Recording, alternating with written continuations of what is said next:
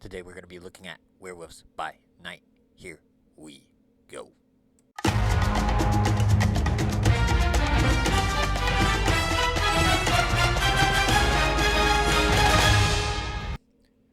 Werewolf by Night is a Marvel production that was released by Marvel Studios on October 7th of 2022. So like I said, this was made by Marvel, but I wouldn't say this is directly linked to the rest of the MCU in the sense that it takes place in the MCU, but you don't need to have watched all those movies beforehand. This movie stands alone fairly well. Going along with that, it's an only hour, so it's fairly short and very concentrated in its plot. Going along with the plot, it's really not that advanced or anything special in my opinion. It's a story that's been told before, pretty typical monster story, no big twists or turns. It's not bad by any means, just not special. And it's not what makes this movie stand out. What really makes this movie stand out is how it was shot. The black and white was wonderful. It adds so much to the movie, and there's one piece of it that's in color, and then another piece at the very end that's in color that kind of makes it stand out in my eyes. That's what really makes this movie come to life, I would say, is not the story itself. The story's not bad, like I said, but the cinematography is what makes this movie good. So honestly, comparing like the black and white stuff to other Marvel stuff, the most comparable thing would be WandaVision. They have an episode or two in there where it's black and white, and you have one thing that kind of stands out. It's the same in this movie. There's one thing that really stands out, and the rest is black and white. There were two scenes that really stood out to me in this movie, trying not to spoil it. It was obviously the werewolf scene when he's transforming into a werewolf for the first time. As you can see by the title, there's going to be werewolves in this movie, but the way they shot that was very interesting and very well done. Using the black and white, using some other effects, like not showing it directly or kind of foreshadowing what's happening. It builds more drama than showing it. Yeah, I think that's really into the roots of like old school monster movies, of not necessarily being able to show something, but hinting at it is almost scarier than seeing it. Kind of like Jaws. The best part of Jaws is not seeing the monster, but knowing it's there. The other scene that I thought was really good was just this fight scene. So there's a couple fight scenes that are very MCU-ish. You can see the MCU choreography, but the fight scenes near the end are interesting because they don't necessarily show everything, and they do it well. Not like other MCU TV shows either, where it's like show us the character, show us the monster. This seemed more like thought out. Like there's a reason why we're not seeing it.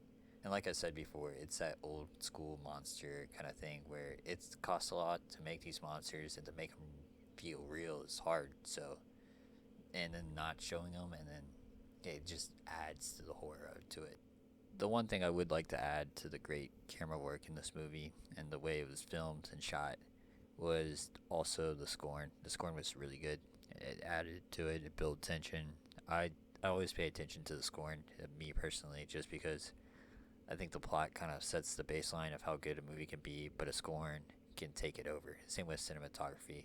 That's the kind of thing that takes a movie over. I think those two things really made this movie. I'd say the cinematography is better than the scoring, but the scoring adds to the monster, the scariness of this movie. Good luck. I'll be rotting for you. So, like that part, just the trailer in general, you could see kind of what this movie is. It's different, and I appreciate that. Overall, if I were to grade it out of 100, I'd probably give it an 84.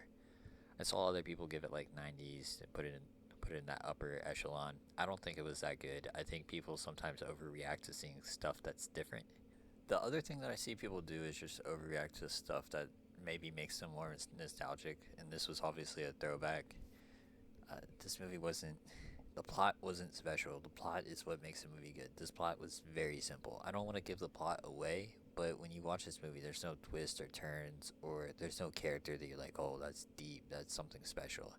These characters are kind of generic. They're interesting enough where it's not bad. Like this without the special effects, like the beautiful how it's shot and the scoring, this movie is like a 77, 76, 75. Like it's a C plus movie at best.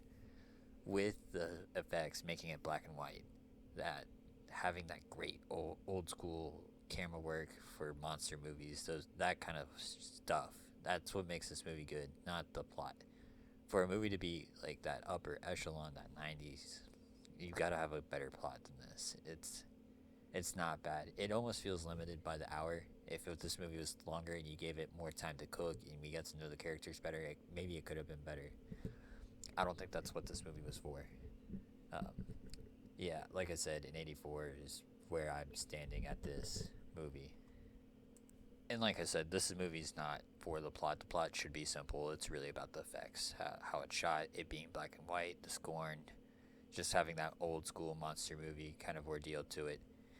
And if you really were interested in the plot and getting a background, it's really just a atypical monster movie plot and nothing special. I would like to give them props for doing something different. I feel like not enough people try to do something different. Um, I think people overrating it for it being different is better than it being overrated because it's something familiar. So I appreciate them going back and trying something different that hasn't been done at least in a while. When it's kind of a throwback, right? But it hasn't been done in a while. And when the effects are good, the effects are really worth watching. So they really make the movie worthwhile. Like I said, 84 overall. Since it's only an hour, if you have Disney Plus, give it a watch. It's worth watching, but it's not something I'd go out of my way to watch unless I'm like really into that kind of niche, that monster films. So, 84 overall. Tell me what you think down in the comments. Like, subscribe, and I'll see y'all next time. Ciao.